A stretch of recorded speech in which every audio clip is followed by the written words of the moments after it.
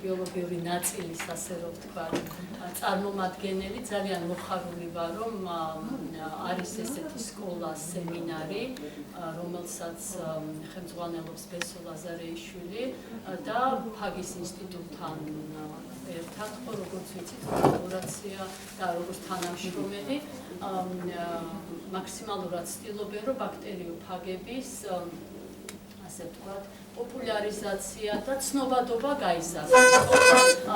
ეხლა ჩვენს მე როგორც ასე ვთქვათ, არა ფაგის ინსტიტუციის წარმომადგენელი, მე უბრალოდ რეალურად ყველა ჩვენი კოლეგები ხართ, ჩვენ ყველამ ვიცით რა სიტუაციაა საუნივერსიტეტო, არა მარტო ჩვენთან, ზოგადად სოფლიოში და მე წარმოგიდგენ დღეს სად ვართ, რა მდგომარეობაა და რამდენად გვინდა და გვესაჭიროება ალტერნატიული თერაპია. ზოგადად ეხლა არ გაგეცინოთ ამ სლაიდზე, ეს არის მიკრობიოლოგია, რომელიც ღერძზე, ანუ ეს არის 21 საუკუნემ გაზარდა მიკრობიოლოგიური ლაბორატორიის როლი და როგორც გამოუძიებელის, როგორც ინფექციის კონტროლის, როგორც ანტიბიოტიკოთერაპიის ასე ვთქვათ, ერთ-ერთი თანამონაწილეს და ზოგადად როდის ხდება პირველი ყველაზე დიდი პრობლემა, ეს ჩვენი კლინიკის მაგალითზე არ არის, ზოგადად არის უკავშირი ექიმთან. როდის უნდა დაურეკოთ, ელენე იუბილარი ყავს, სხვაშეს დაემთხვა, ელენეს გაუკეთეთ საჩუქარი ინფექციონის მოუძღვენით ბაქტერიოფაგის თერაპიის ალტერნატიული დამთხევაა, მაგრამ სასიამოვნო დამთხევაა. ელენე გილოცავდა ნაკლებად ქონოდეს ესეთი პრობლემები, როგორც დღეს გვაქვს.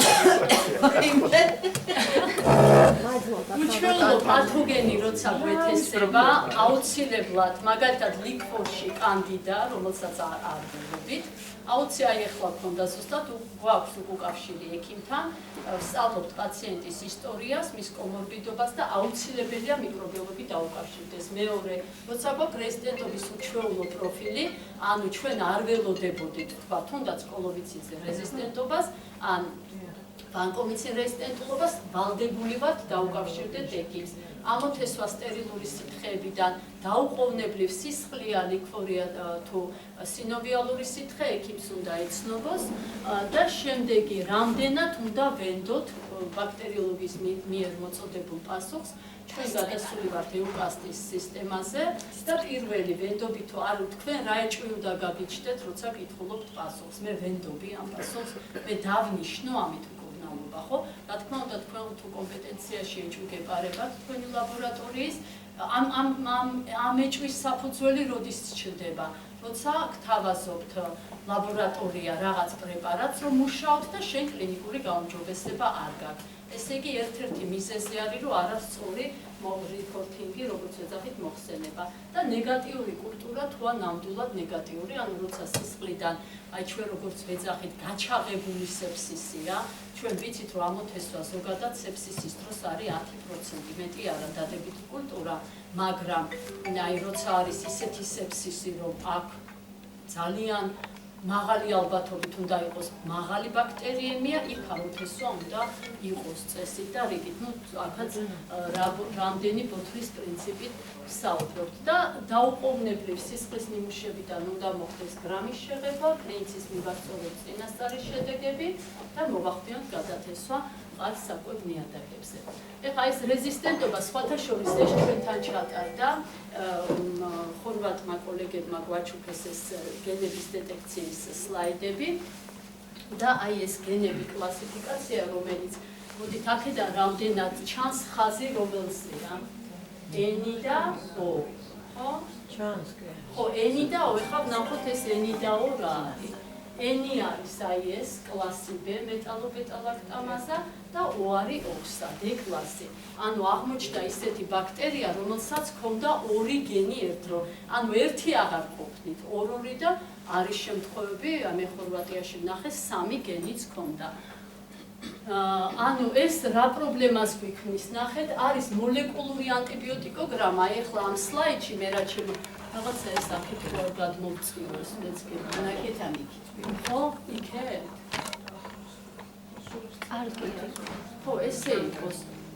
არის მოლეკულური ანტიბიოტიკოგრამა, ანუ აი ამ სლაიდით ჩვენ შემოგთავაზეთ მოლეკულური ანუ ეხლა PCR-ით ეს არ არის შესრულებული, მას მაღალი ვალიდობის სენსიტიურობა ტესტის მაღალია, მაგალითად რეანიმაციას ვეუბნები, თქვენთან არის New Day, ანუ მეტალობეტალაქტამაზა და ოქსას კლასის.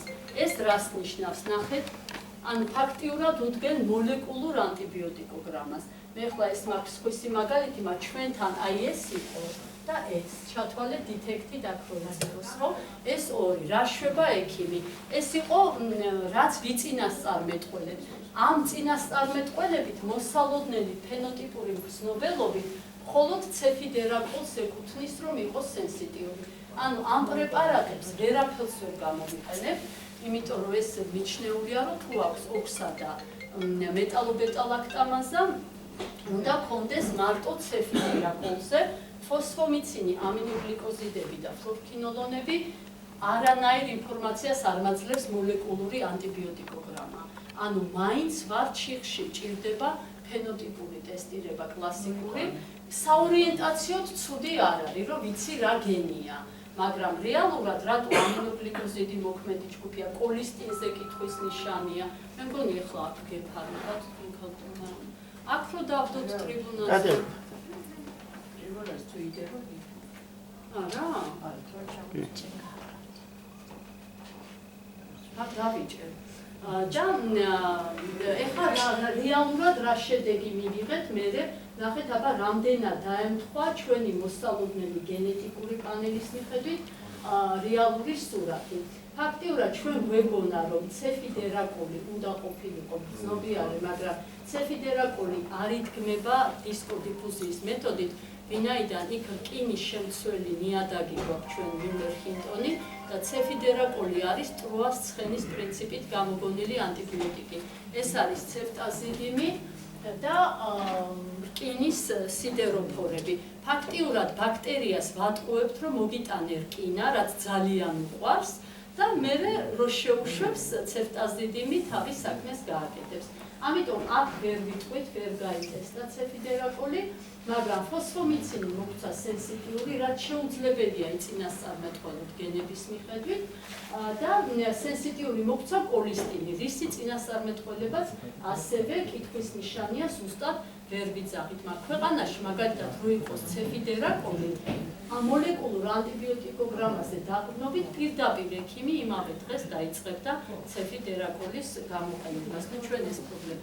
და ეს არის ალბათ როცა გვექნება ეს პრეპარატები, ახალი თაობის ცეფტობიპროლი, ცეფტოლოზანი, თაზობაქტამი, აი ცეფტაზიდიმი, ავიბაქტამი, ჩვენ ხო მქონდა ბატონლევან ეს ზავიცეფტა, ცეფტაზიდიმი, ავიბაქტამი, ხო?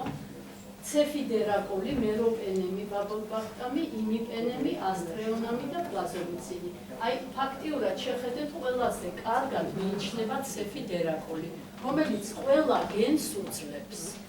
ანუ მე ყოფილი ოქსა არის, ანუ რაც არ უნდა ხონდეს გენები, არის ერთადერთი შეზღუდვა აქვს. მაგალითად, კისტური ფიბროზის ბავშვებსა და ალბათ ფაგებიდან გვეტყვიან, ვერ გამოვიყენებთ, იმიტომ რომ სადაც რკინის კონცენტრაცია მაღალია და კისტური ფიბროზის ბავშვებში მაღალია ნახველში რკინის კონცენტრაცია, სიდეროფორი ფიზიკურად არ ჭირდება, პასიური დიფუზიით რკინა ისედაც შევა და ბაქტერია მოიპოვებს ამ რკინას და ცეფიდერაკოლის მიტანილი არ ჭირდება ბრჭყალებში. ამიტომ არის გარკვეული შეზღუდვები, ფილტვის ინფარქტი არის, ანუ სადაც ნეკროზული უბნებია, იქ იცით რომ რკინის მაღალი კონცენტრაცია. ამიტომ ცეფიდერაკოლი მაინც არ არის გადაჭრა იმ პრობლემის, რაზეც ჩვენ დღეს ვსაუბრობთ. და შემდეგი ეს ჩემი ბოლო სლაიდი არის, უბრალოდ აი ეს არის ჩვენი ბოლო პასუხი, რაც გადავამოწმეთ ლუგარში და აი დღეს აქ ვართ.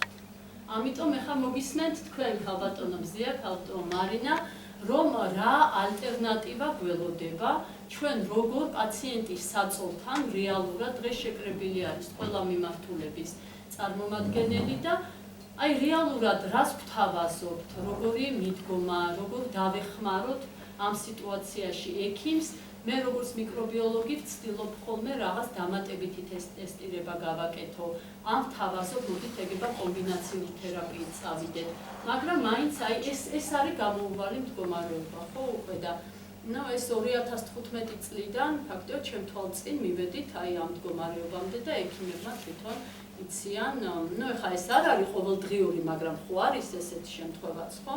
ამიტომ აი ეს არის და ამიტომ ანტიბიოტიკებზე შევინახოთ, რომ იმუშავონ და არ ვთქვათ მე ამას ვერ შევეცდები, მე ამას გავაკეთებ, ხო? ანუ მაქსიმალურად რომ გონივრულად გამოვიყენოთ ჩვენ ანტიბიოტიკი.